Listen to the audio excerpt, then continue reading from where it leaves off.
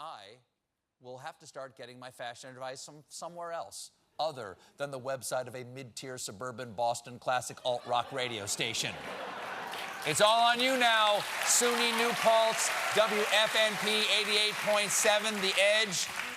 Don't let me down. We won't let you down, Mr. Colbert, because SUNY New Paltz is the best-dressed college campus, and we have an awesome radio station, WFMP The Edge, Rosendale, 88.7 FM. Good afternoon, everybody, and welcome to the CB SportsCast. Today is Thursday, February 13, 2025. I am your host and fellow sports enthusiast, Mr. Colin Buchanan, and I am here with my co-host, Tim B. Yeah. Well, B's just short for my last name. Oh, yeah, obviously. Yeah. So, usually we're on Mondays, but somebody was unfortunately able to make their show, so I stepped in, and here we are. Those business decisions. It was business decisions. But other than that, the moment we've all been waiting for. Baseball is back, baby. Yeah. We're here. Know it. Oh, we're here. We're so here. Yeah. As we all know, pitchers and catchers were reported. Was it Tuesday? I believe it was on Tuesday. Yeah, it sounds about right. Yeah, so Tuesday. February 11th was the first day that everybody, all pitchers and catchers, I believe it's next Monday, this coming Monday, I believe, that all players will be reported and everything. But, I've been waiting so long to actually finally talk about, legitimacy about baseball and everything. Yeah, I'm so excited, man. I love baseball's, that was my sport growing up. I mean, I'm into everything now, but, that was the sport for me, and I still hold those same feelings I did many years ago. Oh, yeah, I know. So, 100%. It's always fun, and it's baseball time, so, absolutely. Let's get into it. We're going to, so the way we're going to break down our predictions and also how, we're going to break down the offseason for all these teams, I thought it'd be kind of good and out of respect that we talk about our divisions in which our favorite teams are in. Mine is the New York Yankees. Tim's is the New York Mets. Yep. So we'll each talk about each team during their offseason on how well they did. And then more than likely for the rest of the show, we'll talk about each of our teams. Mm-hmm. So, but other than that, we're going to actually just get right into it. But Tim, I'm actually going to have you go first, my friend. Okay. You're in the NL East, obviously. Yeah. So take it away, my friend. Very competitive field, of course. I'll save the Mets to last just to make things a little more interesting, I guess. But that's what I'm going to do with the Yankees. Yeah. So I'll talk about the Braves because they're kind of in an interesting spot right now. Obviously they always do well every year. Last season was a lot. Injuries was the big story last season, and lost Acuna. Now he'll be back, not immediately probably, but he'll be back eventually. I think his recovery, I believe if I'm not mistaken, might be the same amount of time from when he got injured back in 22, I think it was. Right. Yeah, it was in 22. Yeah. I mean, he could be back as early as June, I believe, from what I saw. Mm-hmm. I mean, latest is probably maybe All-Star break, maybe. Yeah. Some even said that he might be back earlier. I think he'll be back earlier than that. Mm-hmm. And, obviously he's their MVP of their team, of course, their big star player. But they have a lot of great guys. They're the Braves. They'll have some random dude that they signed to a $2 million contract and just randomly ball out. So, anything's possible for them. But they did lose Max Fried, who, one of their star pitchers, to the Yankees, which I'm sure you'll get into on your side of things. Mm-hmm. But yeah, they'll still be in contention for the division. Lots of competitiveness, getting the more detail there. Now I'll talk about I don't really have too much to say besides that because, they haven't had the craziest offseason besides those specific things of just players coming back and losing Max Fried mainly. So, yeah, that's the big chunk of it. So, yeah, now the Nationals. And also I guess the Marlins too. I mean, they're kind of both in similar spots, although the Nationals are in a much better spot than the Marlins, I should say, in terms of their farm system and just, young team, rebuilding, up and coming, I would say. I wouldn't be surprised if they actually do pretty decently this year. I mean, they have a lot of, a lot of young guys that are just, itching to develop more, and we'll see how that plays out. They might, I could see them ending with like an even record or something like that. But we'll see how that goes. I have a bold prediction. Okay. I actually think the Washington Nationals will be last season's Detroit Tigers. Like a surprise sneak-in wild card spot sort of thing? Absolutely. When you look at how they've been developing over the last couple of years, I think now they actually officially have a foundation. Yeah. And like towards the end of the season, they kind of are evaluating like on that foundation and seeing like who is going to be the next generation for the Nationals. So obviously Dylan Cruz, who played very well. James Wood played pretty well. C.J. Abrams, as long as he doesn't go to any casinos at 2 a.m, he could be very productive. Nathaniel Lowe, I thought, was a great acquisition for them. Definitely. Bringing some power. On the pitching side, obviously Mackenzie Gore. They did sign Trevor Williams back, who did have a decent start to the season before he was out with an injury. I believe his ERA was at like 2.9 or something before he went down with an injury. The bullpen obviously is going to be iffy, of course, but if there's a team out there, in my opinion, that could pull a Tigers season from the 2024 season, I actually think it's going to be the Washington Nationals. Yeah, totally. And then the Marlins, they should be the last place in this division. They finally signed someone to a major league contract yesterday. They did. Cal Quantrill. Yeah. With that being said, they still have one of the lowest payrolls in the league. In fact, I think, the Mets have like spent over tenfold of what their total payroll is right now. So sad.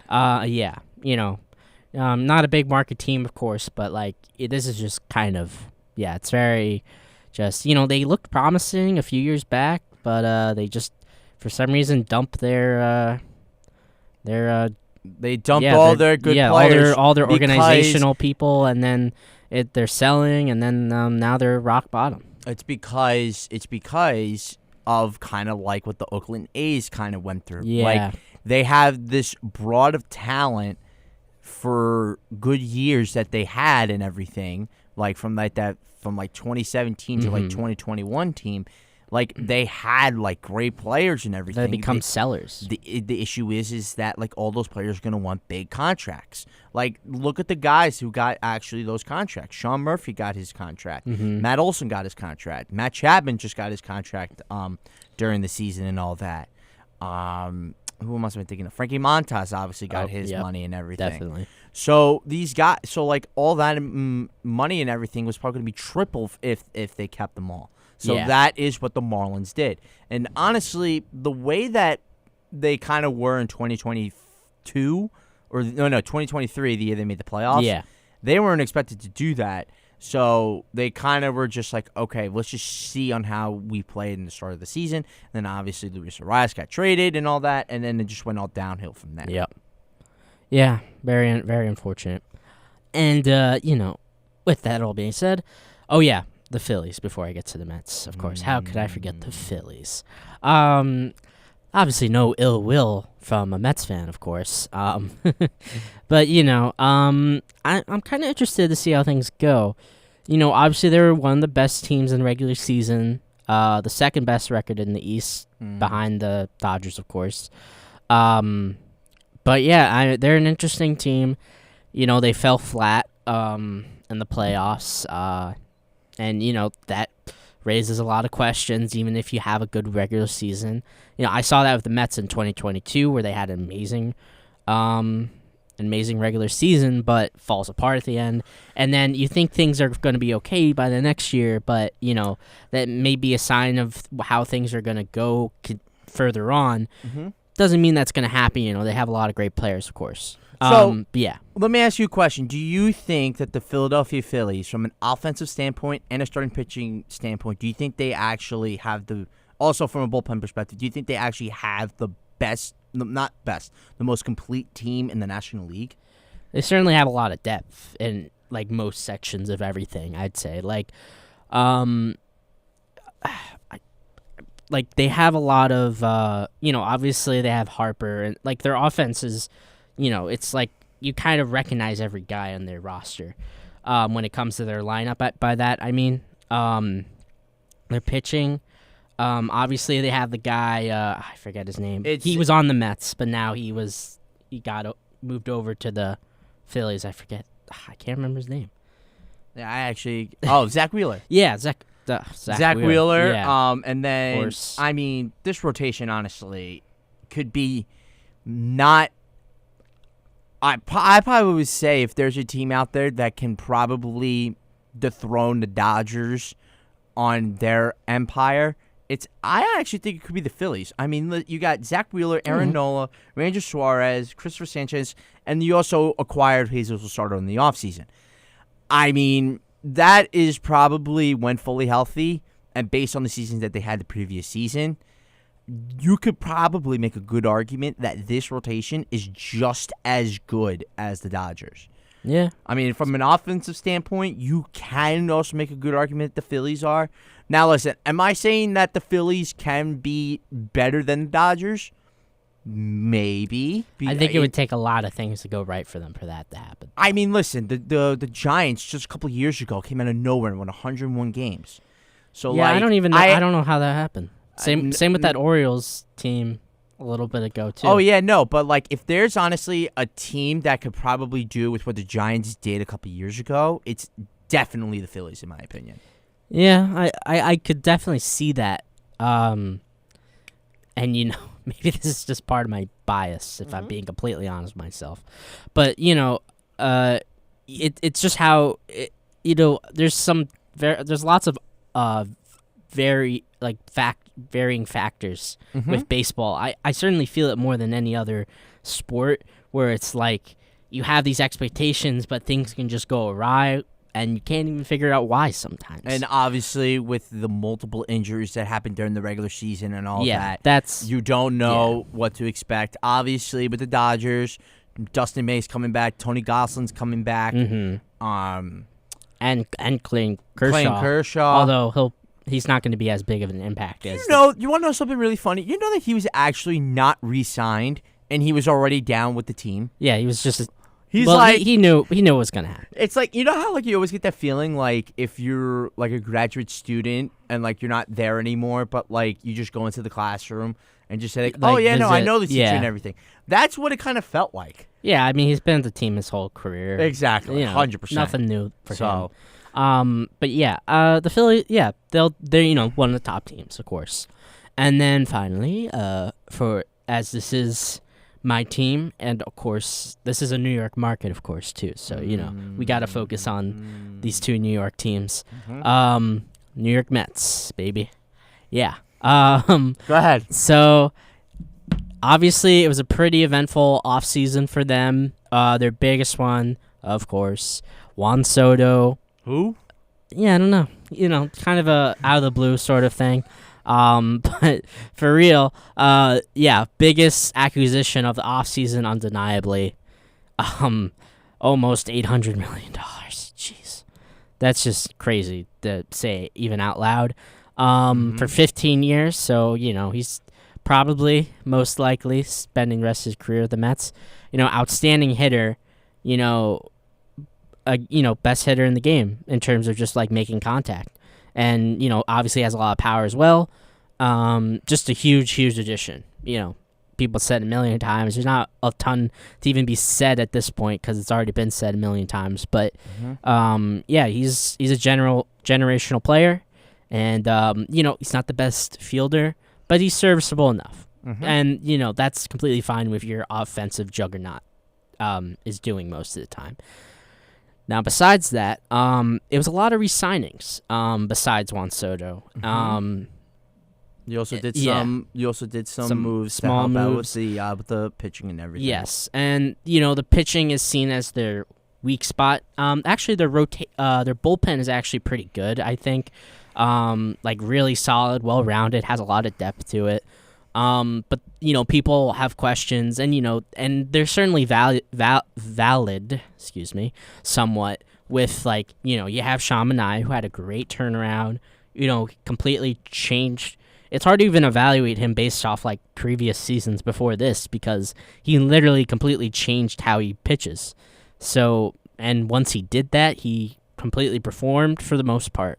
So, he deserved that new contract. Severino left for Oakland for, not for some reason. They got a pretty big contract for him actually. But that was kind of expected. They got Stanek back, who was one of their top bullpen guys in the playoffs, which is good. Also got Tyler Matzik. Yes. And interestingly, Clay Holmes. I'm pronouncing that right. Clay Holmes, yes. Who previously a closer. Well, they put him in a closer position for the Yankees. That didn't work out so well. I mean, he was really good at points, but in that closing position, he was not very good. And now you have him, and he came to the Mets because they were willing to try him out as a starting pitcher, which is Good luck. Yeah, I mean it's a gamble. But this is kind of what David Stearns is as a baseball operations guy, like figuring out these contracts. Obviously, with Cohen and all the money in the world, you can get guys like Soto, those big name contracts. But he's not all about that. In fact, most of the time, he likes dealing with these kind of under the, not huge. Especially when it comes to pitching in particular, just trying like to develop pitchers that aren't really big names or anything, but that worked really well for the Mets last year, and even without, and of course you also have, I'm speaking on this, Senga, he's going to be back fully healthy. I've heard, people have health concerns about him, but like, it's kind of hard to gauge that just from having one, like, kind of injured most of the season. Well, almost all the season, really. Last season, and then being completely healthy the first season, with just 2 seasons under his belt. I don't really feel like there's a full way you can really judge that. So, again, he'll be healthy to start out spring training and everything. He'll be pitching. It's been enough time now where that's not really an issue. But, besides that, they re-signed Pete Alonso, of course, for a 2-year deal, just kind of prove you can actually still play at a high level. But he is great. He really completes everything they've gotten going now. Mark Vientos is a great, great hitter that like completely sprung, became a great home run hitter for the team. And in just a short amount of time where he spent basically only played like about a little more than half the season, he got 27 homers. So, you hope to see that again, or maybe something more than that, full season under his belt. And they're willing to experiment a little with possibly develop some of their younger big prospects, like Acuna Jr., or Acuna's brother, I should say. And then, Alvarez, see how he develops as a catcher, more so and more fully healthy season. And they also re-signed Winker, who is a good energy guy, definitely one way to describe him. But yeah, I'd say, just to summarize, bring it all home, I think this team is going to be really good. Obviously there are questions to be had, of course. Obviously the future is very high, which is like the best part about, I'd say, all this. The organization has really shown what they're doing, what they're fighting for. And I think they're also, since they developed that pitching lab, a couple seasons ago, this seems to be a good place for pitchers to look into wanting to be part of this organization in the future too. So I think that's another pretty interesting aspect of the team as a whole. But yeah, that's my division. I don't really feel like I just feel like there's too many aspects. It's kind of hard to judge between Phillies, Braves, and Mets. I feel like because there's so many, they have a lot of crossroads. I feel like it could go either way for their placements. So I would just say, like, for definitive placements in the division standings, it would definitely be 4th for the Nationals, 5th for the Marlins, and then everybody else in some jamble. They could all all go to the playoffs in that one division. Oh, no, absolutely, 100%. I mean, we're probably not going to have a definitive answer as far as, like, who will be the top dog in the NL East. I mean, it could be the Phillies, it could be the Mets, it could be the Braves. But after this message, we will discuss a little bit more about the NL East, and I will talk about the AL East. Are you facing foreclosure? Then come down to Megalo and Partners. We're a mortgage rescue company, and we can help you keep your house, provided you submit to our plans for galactic domination. No, I'm kidding. If you're facing foreclosure, talk to the right people. Speak with HUD-approved housing counselors free of charge at 888-995-HOPE. Brought to you by NeighborWorks America and the Ad Council. This is your captain. We are going to be experiencing some slight turbulence. Please fasten your... Oh, hold on. Just got a video of my cat. Imagine the pilot of an airplane was as confident as you are texting and driving. Seems kind of crazy when you put it like that. Visit StopTextStopWrecks.org. A message brought to you by the National Highway Traffic Safety Administration, Project Yellow Light, and the Ad Council. And we're back. We're back. So, obviously, Tim was talking about his team, the New York Mets, and how he thinks that they're going to stake out. So, I actually have a couple questions for myself. One I actually think is, do you think that the Mets, based on who they got during the offseason as far as pitching goes, do you think that could compete with the other NL good teams? So, you have the Diamondbacks, the Dodgers, the Phillies, the Braves. I mean, you can put maybe the Cubs in there or not. You have a short, I can't pronounce his last short name. list. No, for the Cubs, their star pitcher, their Japanese pitcher. Shota Imanaga. Yeah. I'm so bad at pronouncing words, guys. It's fine. Yeah, sorry. Continue. What was your question do again? you think that the Mets, based on who they got during the offseason, can compete with those teams? Those teams. It's definitely the biggest question of the team. But it's very bizarre because it's kind of hard. I don't really know, honestly, because I think Sean Manaea will do well. I think Kodai Senga will have a great bounce-back season because I feel like people kind of forget the season he had in his rookie year. I mean, he was 30, but, rookie year technically. And he was an all-star in his first season in MLB. That ghost pitch, which is just like a forkball pitch if you're uninformed. It's like a forkball splitter. Yeah, that really dips big time. So, and I think taking a year off actually might help him with that because players can't really get accustomed to it after having a year off, basically. But yeah, hopefully he can keep himself as good as he, at the very least, as good as he was in that first season, which I think people would be more than happy about because he got over 200 strikeouts, below 3 ERA. David Peterson is also kind of an interesting guy. I feel like people don't realize he had a below 3 ERA too and had 10 wins and only 3 losses. Did miss a little bit at the beginning of last season. And, he's kind of been all over the place for most of his career in terms of, and he's been with the Mets his whole career as well. I think there's also like that, just the aspect of randomness because it's, going into last season, people didn't really see how this team's pitching was going to work out. It was kind of felt random, just very random. Like a lot of pitchers that would be the 3rd or 4th or 5th spot. That kind of how the rotation of pitchers felt last year. And it's kind of a similar story this year, although you will have Senga back, so that's a little bit of a bump there because I think he can be a number 2 or number 1 pretty well with his unique pitching style and stuff.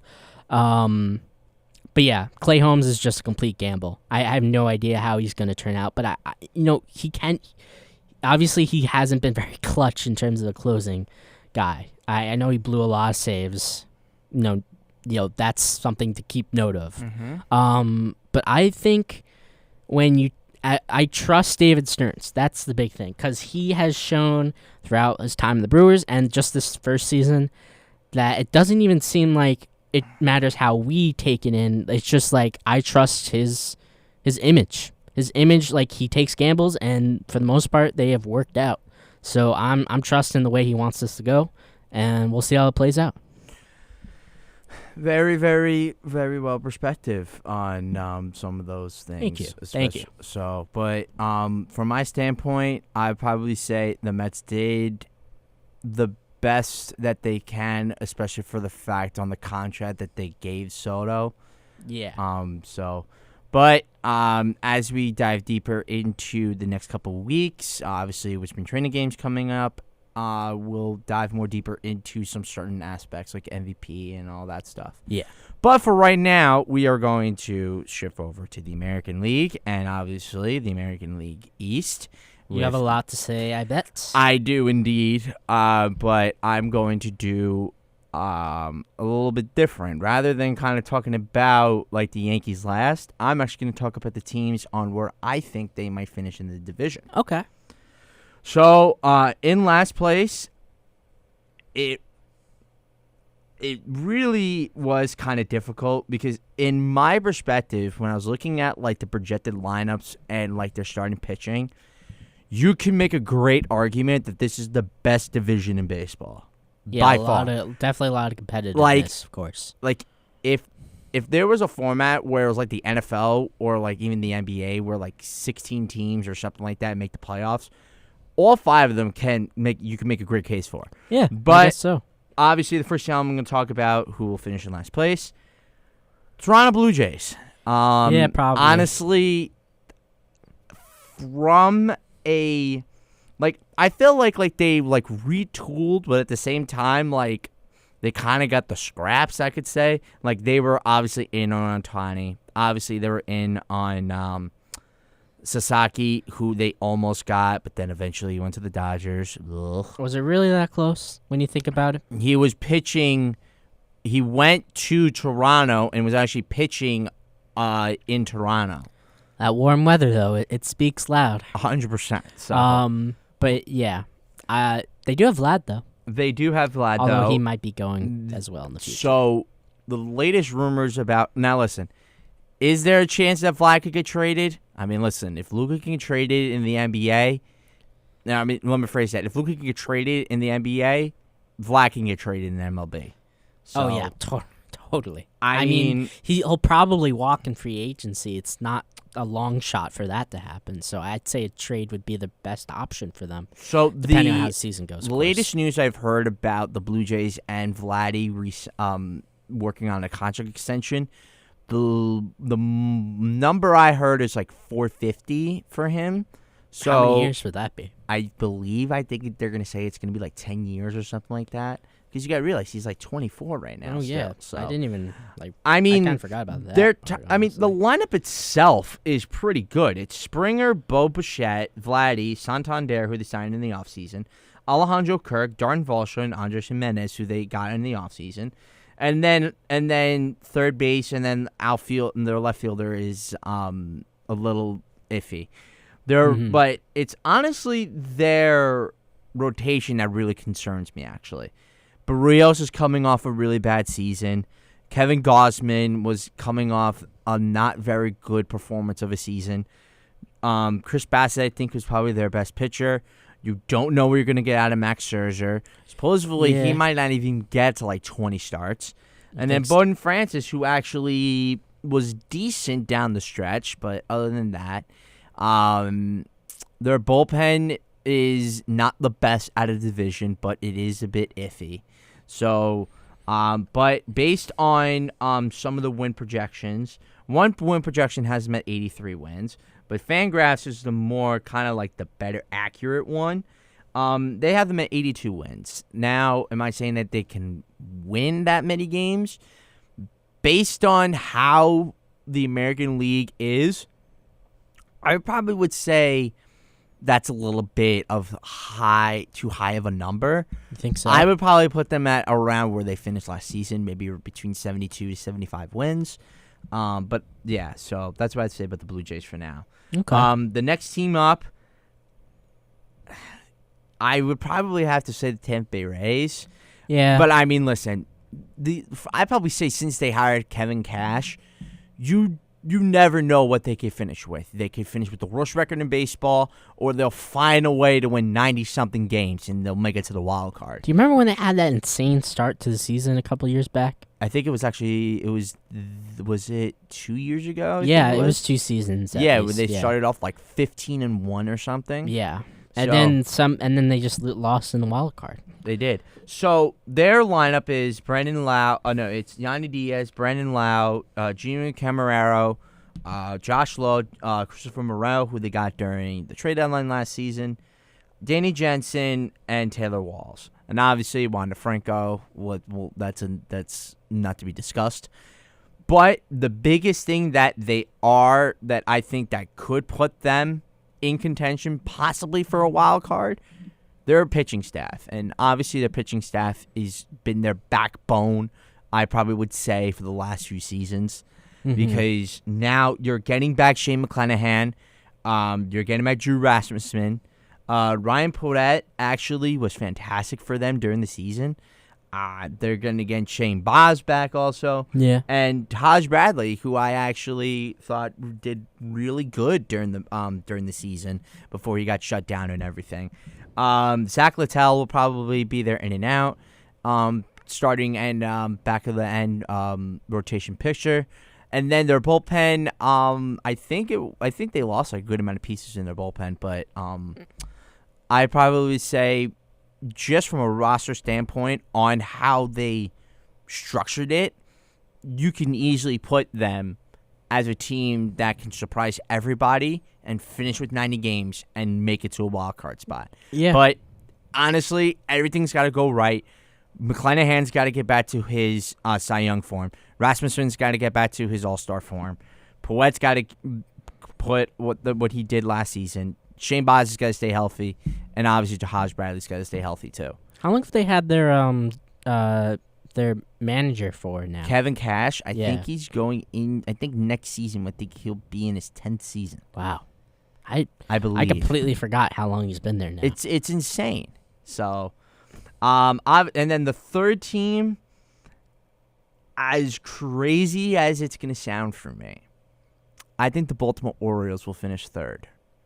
I could see that, honestly, because of the way they played in the last half of the season last year. From an offensive standpoint, I could probably make an argument that this is the best 1 through 9 in the division. In the division, not in the league, in the division. Because you have Gunnar, Westberg, Rutschman, Kauser, O'Neill, Ryan Hearn, Mountcastle, Jackson Holliday, and Cedric Mullins. I actually think Jackson Holliday will have a bounce-back season. Now that for the fact that he's going to be playing a whole 162 and all that. Here's why I actually think that they will finish third. Their pitching is not going to be good as people think it's going to be. They did lose one of their pitchers. They did. They lost. They lost Ryan. They lost Colby Burns during the offseason, obviously, to the Diamondbacks, which I'm actually still baffled by. I mean, listen, they have Zach Eflin. They have Grayson Rodriguez, who was on and off. A 38-year-old Charlie Morton, yes. Okay. Dean Kremer, who hasn't really pitched good since their surprising season in 2022. And then they signed Tomonoko Shinogo, who is like a 35-year-old starting pitcher. I believe he led the league in Korea for 4 consecutive years or something like that. And is this his first time in the MLB? It is. Wow. And then you have Cade Povich, and then you have Trevor Rogers. Here's the other thing that is also going to be a very key aspect into why I don't think they're going to be as good as people think they're going to be. Felix Bautista is coming back from his Tommy John surgery. Nanier Cano, who was coming up that fantastic 2023 season, was honestly shocking to me, did not play very well. Gregory Soto, you don't know what you're going to get out of him. So that back end of the bullpen, if the offense does their job, and it's like an 8-5 game, they could lose that game. So like that, to me, I think is going to be their biggest concern going into this coming season. Their offense, I think, will hold up their end. I think it get them easily to 85-something wins, maybe reach to 90. Obviously, their starting pitching is going to be a 50-50, and then obviously the bullpen. So that's who I think will finish third. Second, I actually think this is going to be the sneaky team. I think that actually could exceed expectations above from everybody's standard. As much as I hate to say it, I think it's the Boston Red Sox. Obviously, with the signing of Bregman from last night and everything. He's apparently going to be playing second base instead yes. of third, which is kind of interesting. But, I mean, when you look at the lineup that they have, especially if you get a fully healthy Trevor Story, you have Duran, Devers, Bregman, Casas, Trevor Story, Yoshida, Connor Wong, Willie Berry, and Rafaela. I can't say his last name. Now, I feel like the Red Sox kind of did like an evaluation developmental season. Like they wanted to see like who can be like the foundation behind Devers. And I thought they did an excellent job. I mean, Duran had an all-star season. Obviously, he won all-star MVP and all that with that home run. Rafaela and Willie Abreu contributed excellent for the fact that Willie Abreu came out of nowhere and actually developed really well. Connor Wong did pretty good. Casas had like a great 2-month stretch before he got injured. Yoshida had a really big down year, but I think he'll have a very good improved season because I think now you have Bregman, you have Duran, you have Devers now leading that 1-2-3 punch. So I think he can be a very good contact hitter when they're on base, maybe. And then their pitching. I actually think when you really think about from a pitching standpoint on who actually got improved the best, you could possibly say it was the Red Sox because everybody thought Crochet was going to go to the Dodgers. Everybody thought he was going to go to the Orioles, even the Yankees. But the Red Sox came out on top. And honestly, I actually think it actually might have been the perfect situation. I mean, listen, you went from one sock to another, honestly. I mean, their rotation is Crochet, Tanner Houck, who had a fantastic start to the season, and then I believe he kind of just pivoted down, like, back to normal. Yeah. Brian Bailio, who had a mediocre-type season. Walker Buehler, obviously everybody was kind of surprised by that signing and everything. And then Giolito's going to come back. We don't know what we're going to get from him. We don't know if we're going to get the 2021 White Sox Giolito. And then Carter Crawford, obviously. And then obviously Cora's going to have a very, very, very well in-depth rotation.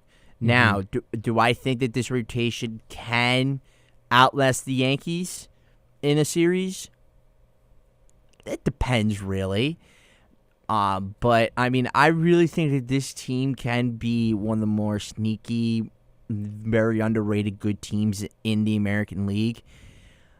Best case scenario, I really think they can win at least 92 to 95 games. Obviously, they can, if things go right, they could win the division. Worst case scenario, Crochet doesn't turn out as they hoped, and maybe they have a sub-500 record. That's honestly the best and worst case scenario. That's a pretty big difference, though. I mean, when you really think about it, think of like the Marlins from last year. Like everybody thought they were going to take a step forward, and look what happened to them. I mean, I don't know. I mean, they did drop their president the season before after they finally made a wild card, and I think that was a detriment to them. I'm actually going to make a bold prediction.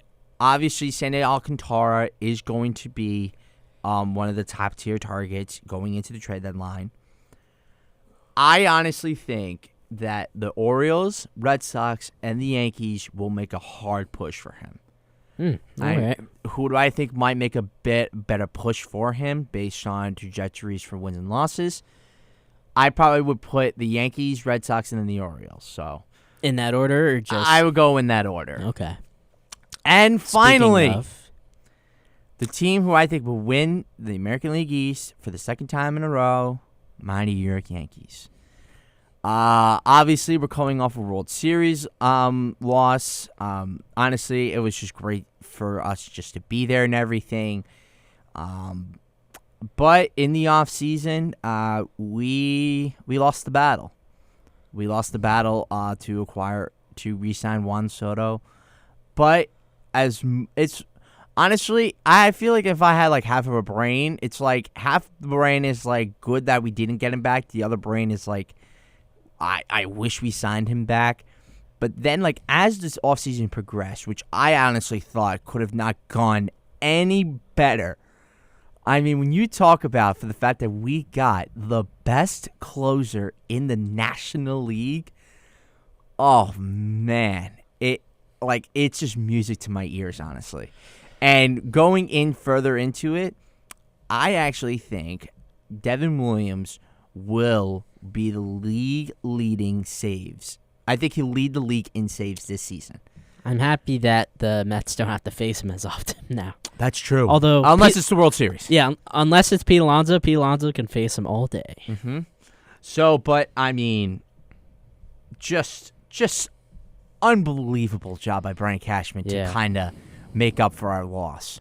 I mean, also us getting Cody Bellinger, and honestly, it's a family reunion. Obviously, his father played with us for the Yankees. Do you think he could be at that better level than what he was last year? Oh, him in that ballpark, easily he can hit 50 home runs. 50? Easily. Whoa. I don't know about 50. It's 314 down the right field line. I understand. I mean, jeez, that's ridiculous. I'm just so excited for the fact that I understand. I'm just 50. Whoa. I mean, Aaron like Judge, I said, 50. I'm just excited for all this. Yeah, I mean, who can't be? I'm not blaming you. I'm just saying. Obviously, we got Paul Goldschmidt, who I actually think could be something, honestly. I mean, I really wanted Pete Alonso, but I mean, he probably wanted too much money because of Scott Boras, obviously. I am happy how the Mets handled that whole situation, too. 'Cause, I mean, it was also clear that Pete wanted to stay on the Mets because I think he really did care about the team and he loved being with the organization. The only man to blame is the man by the name of Scott Boras. Although he could have signed a big extension that was way more than what he's getting now. 100%. But yeah, we'll see how he plays out. Keep going. Obviously, we got pretty much actually. We really didn't get anybody else from the offensive standpoint. One thing I really wish we did was push hard to get Bregman. Then I could probably say that we probably have the best infield in the American League. Yeah, the third base is a little bit of a hole there. I mean, honestly, the projected from the MLB website, they did say that LeMahieu is going to play third. I actually personally would prefer Oswaldo Cabrera, but from what I heard was that if Cabrera doesn't produce well during spring training, they're going to DFA him. So I really hope that doesn't happen, honestly.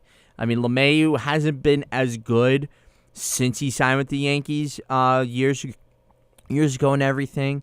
Jazz Chisholm goes back to second base in his primary position. Honestly, I was kind of scared for the fact of the acquisition of Jazz Chisholm.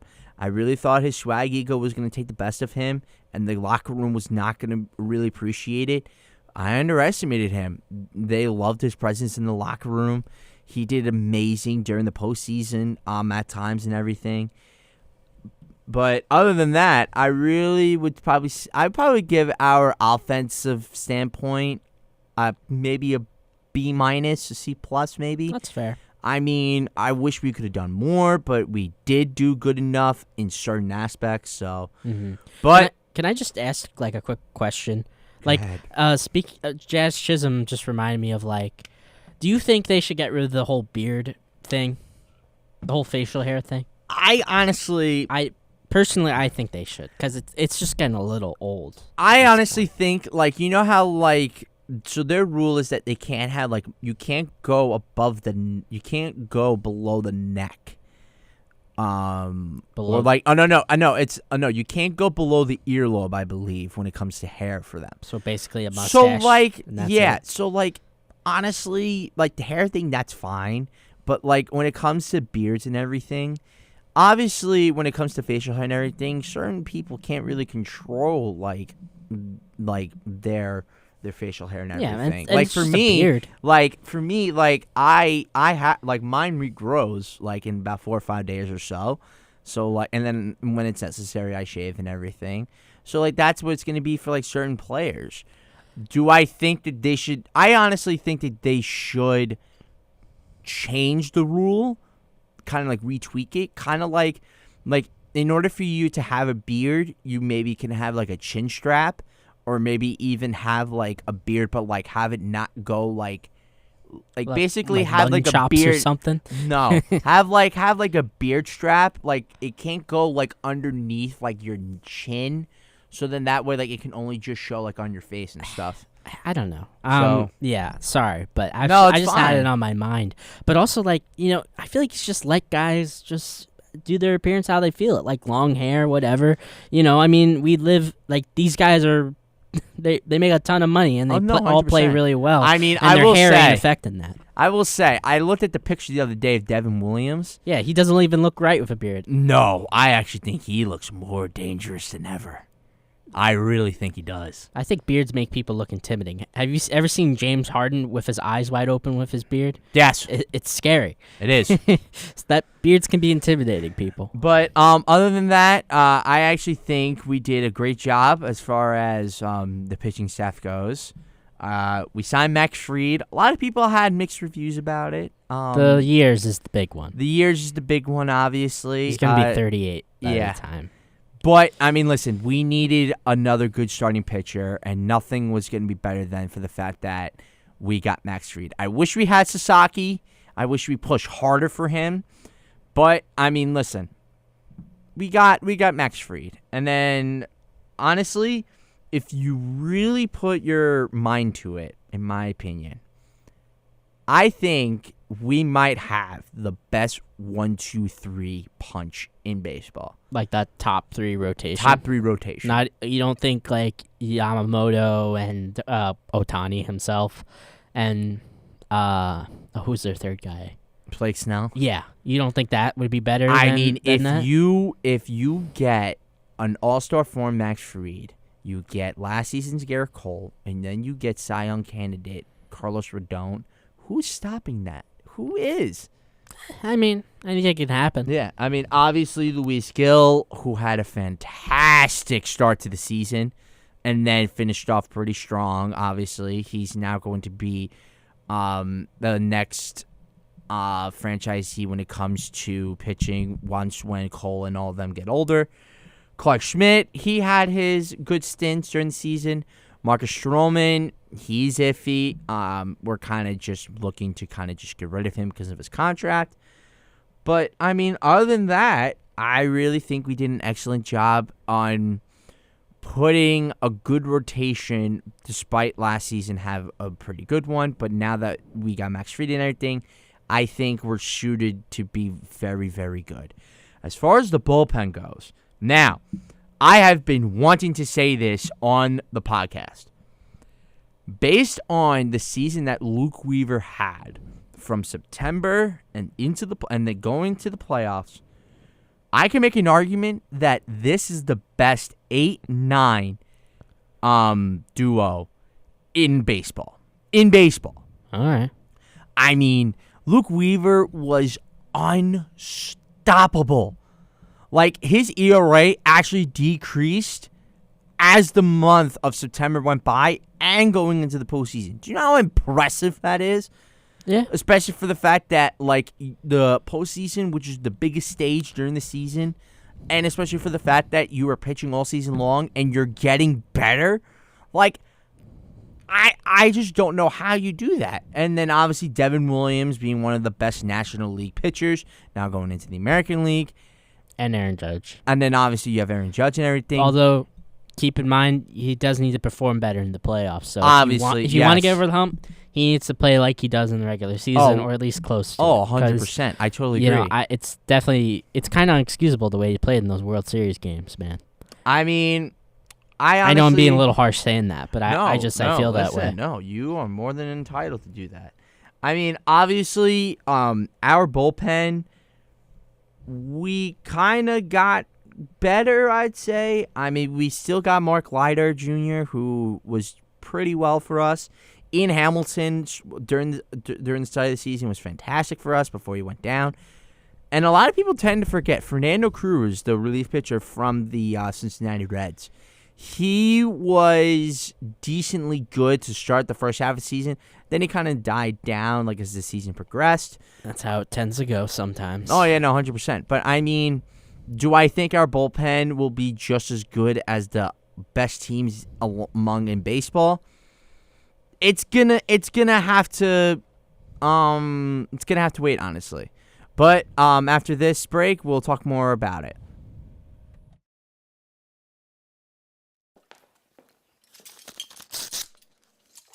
Woohoo! All right. What is it?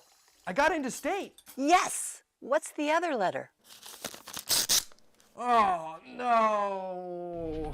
If you're a young man and fail to register with Selective Service within 30 days of your 18th birthday, you will not be eligible for financial aid. No. To register, visit sss.gov on your computer or smartphone. It's quick, it's easy, and it's the law. Tom has been a teacher for over 40 years. One day, I think one of the students had asked the question and he didn't remember the answer. And I also noticed that he was letting his class out earlier than they were supposed to let out. I was really starting to worry. Levi and I talked about how it would change our lives, but he was there beside me. When something feels different, it could be Alzheimer's. Now is the time to talk. Visit alz.org/ourstories to learn more. A message from the Alzheimer's Association and the Ad Council. And we're back. So, I actually have pretty much the entire rotation as far as for the Yankees. Mm-hmm. And I mean, listen, Jake Cousins is going to be coming back this season. He was fantastic before we traded for him, and then when he had Tommy John. We got Tim Hill back. Honestly, great re-sign. He was fantastic for us down the stretch. We re-signed Jonathan Loaisiga. And then, obviously, we have who else did we actually just re-sign recently? There was someone else. Oh, wait, no, I'm sorry. No, not Jay Cousins. Scott Efferos. That's the person I meant to say. He was a guy who was fantastic for the Cubs before we traded for him. And then when he had Tommy John surgery and all that. But, I mean, when you really think about it, we do actually might have one of the best bullpens in baseball. From a reliable standpoint, and especially for the fact that if all goes well, then yes. Now, as far as projections go for the Yankees, Fangraphs, man, you disrespected us, man. I mean, 87 wins. I get it. We're in the first ring of baseball, but come on. That's just disrespectful. Personally, in my opinion, how do you think they'll finish? If I had to say right now, based on no performance or anything, and just based on performance from last season, I think we can reach 100 wins. I could see that. I That's can a possibility. definitely see that. I mean, it's weird how no team made it to 100 last season. That was kind of bizarre. I think that was because you kind of had a more balanced, a little more parity, yeah. Yeah. So, but best case scenario, I think we can win 100 games, take the best spot in the American League, and smooth our way into the World Series. Right. Worst case scenario, I could probably see maybe a 2023 season where Judge gets hurt for most of the season, Garrett Cole kind of struggles, Fried kind of gets injured and everything, and the offense just isn't panning out with during Judge's absence. And honestly, I think we finish just below 500. But I mean, what I think will really happen, I think we'll start off fantastic, and then if injury is going to happen to one of our pitchers and maybe to one of our star players eventually, and then we finish around 88 to 92 wins, I'd say. But other than that, I really think that this Yankees team couldn't be any better than I thought I would have hoped and anticipated with the loss of Soto. And honestly, if we would have re-signed Soto, we probably would have not gotten Devin Williams. We probably would have not gotten Max Fried. We probably would have not even gotten Devin Williams. I mean, you would be paying $760 million for 16 years. Exactly. So that's a lot. So thank you to Juan Soto for that. But other than that, I have very high expectations for the New York Yankees this year. Yeah, it's going to be a really interesting season for both of our teams. There's that connectedness with Soto, but yes, it will definitely be a very fun Subway Series this year. I think so. But last thing I will mention before we sign off. Officially, the MLB jerseys for this upcoming season were shown on social media. The big names are back. Big letters are back. Yeah, I already got my Soda one. Yeah. It's literally in my dorm right now. I'm waiting for that Jazz Chisholm last name jersey to come out anyway, so. Do they not? I thought they don't put the names on the back for Yankees jerseys. No. Well, there's obviously with Yankees, they don't have their last names and everything. But on websites, they do that, so then that way, because of the amount of players that have played in Yankees history, that they don't get confused by it. Yeah. But I mean, other than that, I'm so happy for the fact that the Fanatics and the MLB were able to fix the situation. Yeah, that was a weird move on their part. It was, but I mean, other than that, for Monday's show, we'll talk about the rest of the divisions, do some winners and losers, and then the following week we will get into our bold predictions and our awards.